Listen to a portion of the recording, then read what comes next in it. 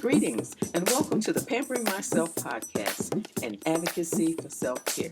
We'll laugh, we'll cry, and most importantly, we'll learn that you can't pour from an empty cup. You'll hear stories, interviews, and conversations which will empower you in living your best life. Hello, hello, hello, and welcome to another episode of Pampering Myself. Pampering myself is not only just about taking care of our outer part of our body. By that, I mean going to spas, getting our nails done, all the things that we love and enjoy to do. But it's also about taking care of our health. And so I thought today we would talk about hypertension, something that is near and dear to me. Hypertension is also known as high blood pressure. So you may have heard those terms used interchangeably, but they mean the same thing. And according to a cardiologist, Dr. Holly Anderson, hypertension or high blood pressure is also called the silent killer because very few people know when their blood pressure is up.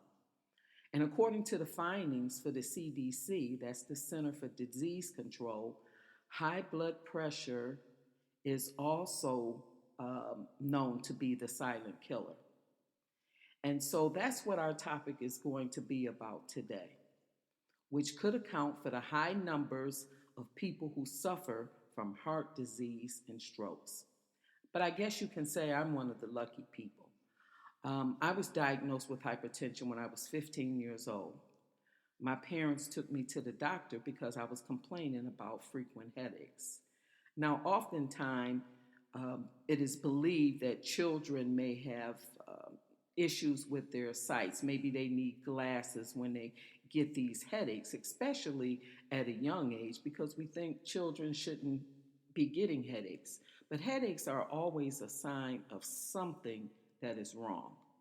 So when they took me to the doctor, I went through a series of medical tests. You can imagine lab results and things to see what was possibly causing these headaches. Now, the test that I remember the most that it was terrible was a 24-hour urine collection. I had to pee in a cup and pour it in a jug. Now, the only good thing about that whole situation was I was able to stay at home. And fortunately, the test results did show I had a protein in my urine, which is a condition called proteinuria. Now, proteinuria is a sign of kidney disease, or it can be the result of overproduction of the proteins by the body. And apparently, I'm going by memory, I didn't have enough protein in my urine to cause alarm. Now, I have to admit, I was overweight, and yes, I was also smoking cigarettes, even at 15. Maybe 2 to 3 a day. And after all, I was a teenager. And so it wasn't like I was walking around the house smoking a half a pack or a pack a day, which I eventually did. But knowing now the risk factors, that could have contributed to my headaches and things of that nature. I'm not quite sure. But the Center for Disease Control said that hypertension is common and it is a dangerous condition. 1 out of every 3 adults, or check this number out, 75 million people have high blood pressure. And only half, or about 54% of them, have their blood pressure under control. That is a high number. 1 out of every 3. And the concern would be, do they even know it? So we're walking around like a ticking time bomb. It increases your risk factors for heart disease and strokes, which is 2 of the leading causes of death. And so it would be imperative that we get our blood pressure checked. Well, the headaches continued for a few more years.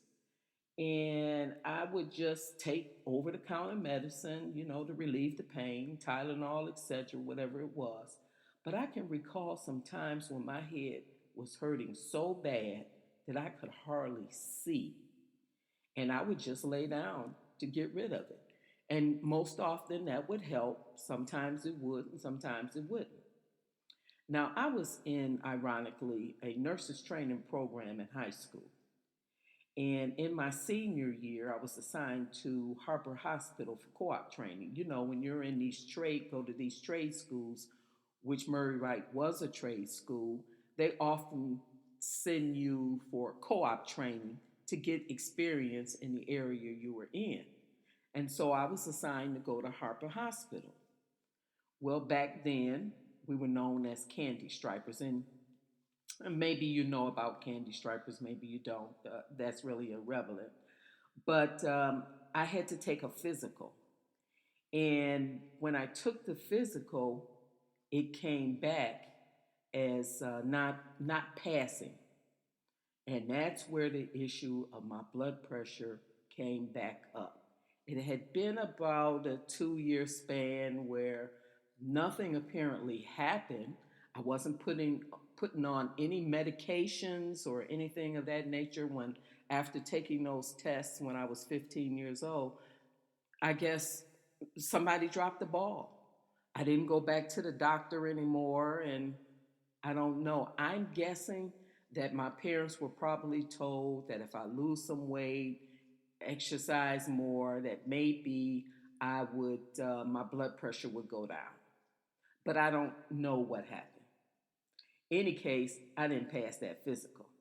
So Harper Hospital told me that I would have to get under a doctor's care in order for me to make it through the co op program, in order for me to even be accepted.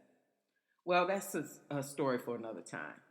I didn't get under the doctor's care once again. Therefore, I didn't get to do my training at Harper Hospital. And so time moved on.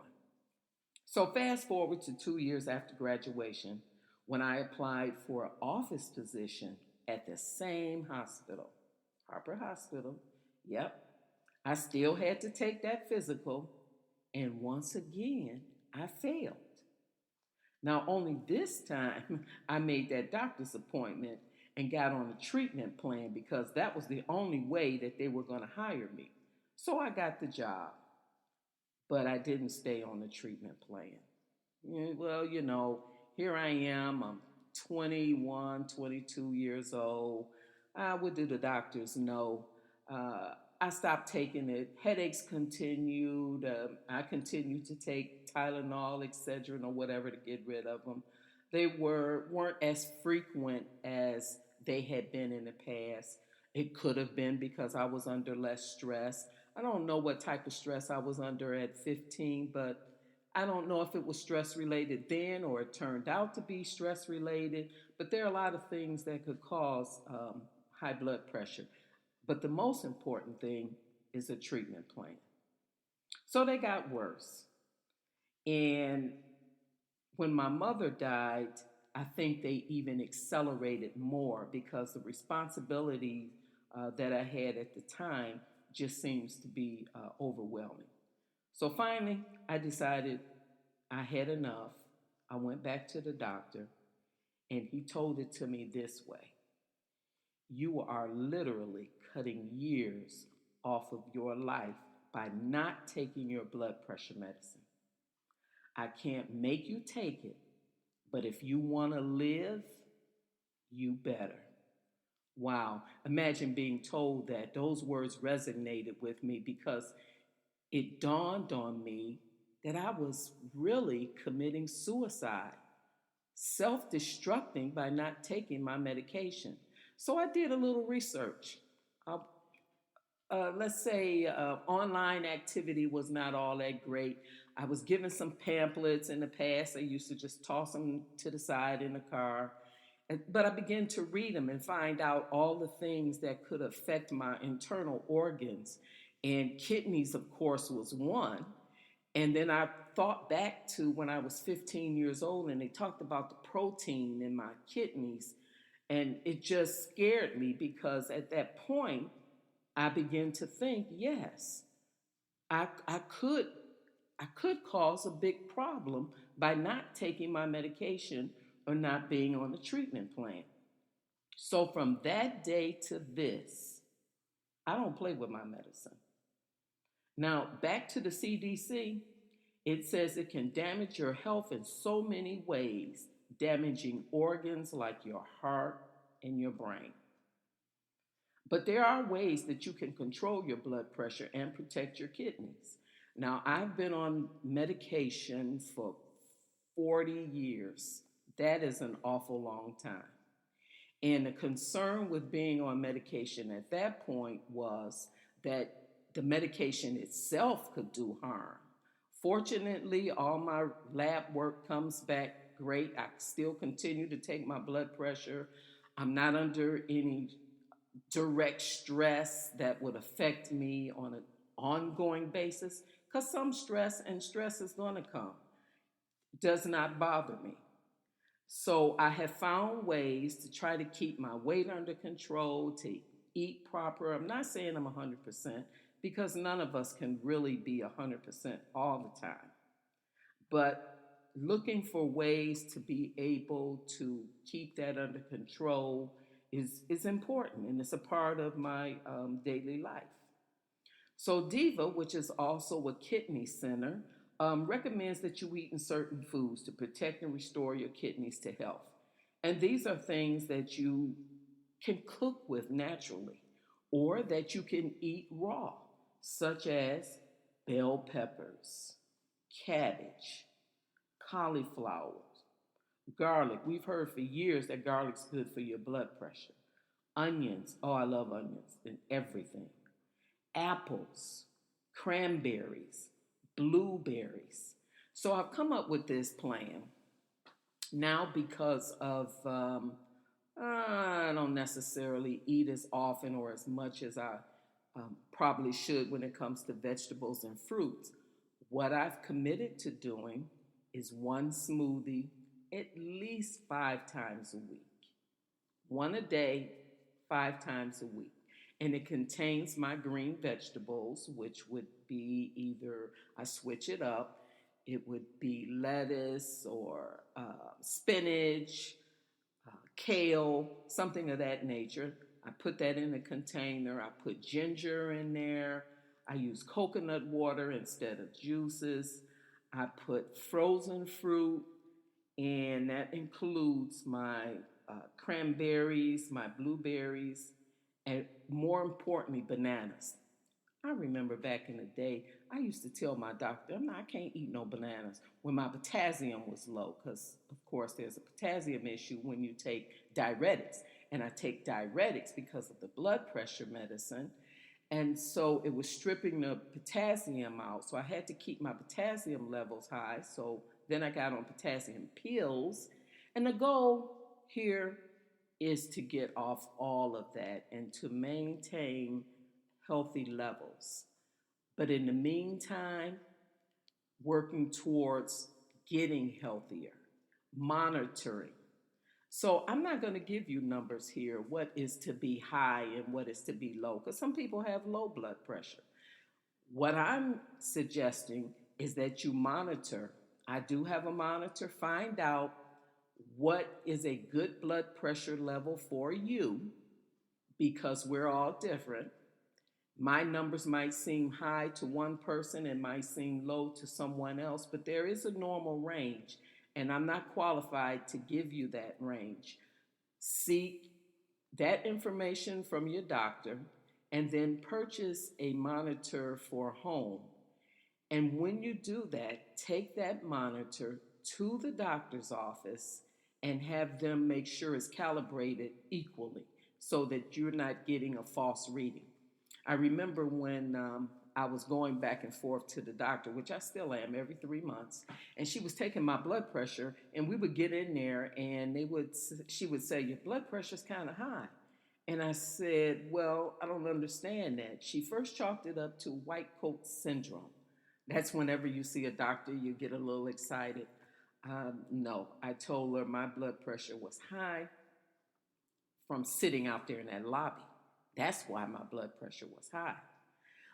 But anyway, I changed my appointments. I became first. And when I got there, it's a 45-minute drive. Uh, I was usually hyped up anyway, so I learned to relax. Keyword, relax. So the drive, I learned to relax. When I got in her office, I knew that, she's a talker.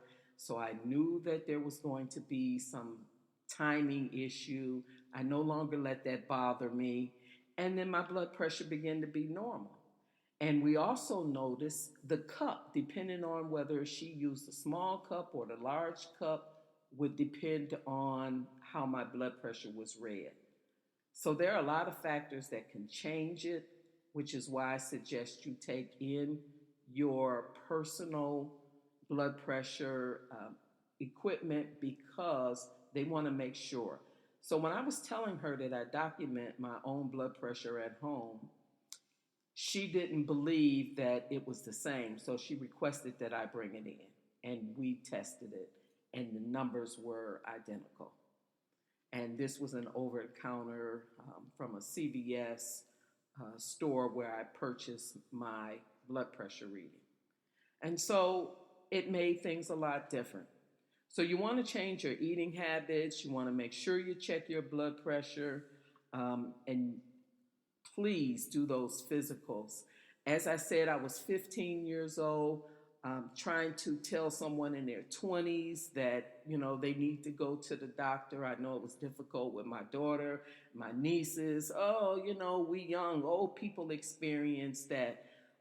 We are seeing that people are dropping on the basketball court. These young folks are dying from heart disease and strokes and things just as well as older people. And at 15 years old, I was blessed, fortunate enough that hypertension was identified, but more fortunate enough that I made it from the time that I was 15 to my 20s to get some medication. Because imagine at 15, if I had become an athlete or something and did sports, I could have easily dropped it to the floor as well. Because it is a silent killer, I got the headaches. Some people get no signs. So I'm encouraging you, as part of pampering myself, for you to go to the doctor and get those blood pressure readings. And have a great day.